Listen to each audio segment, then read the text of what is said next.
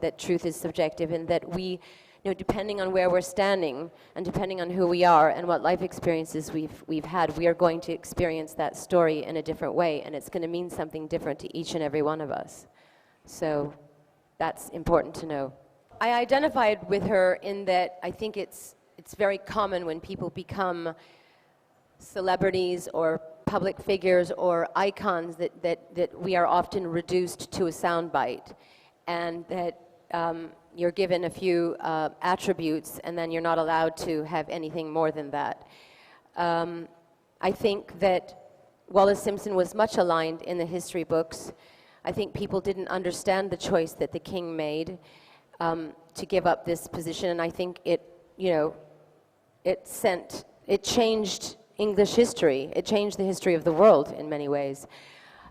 So often people greet unfamiliar circumstances with fear, and I think people tried to diminish her as a human being because they didn't understand this choice that he would make.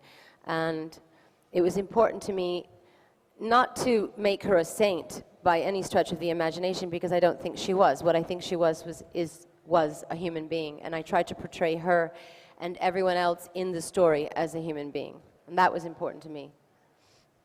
I think that there was obviously some kind of subconscious attraction to her. I did go through periods of feeling like I was an outsider when I first moved to England. I certainly didn't feel like that by the time I'd lived there for 10 years. But I think one always feels like that when one moves to a different country. And I feel, since I moved there, that I feel very welcomed by England.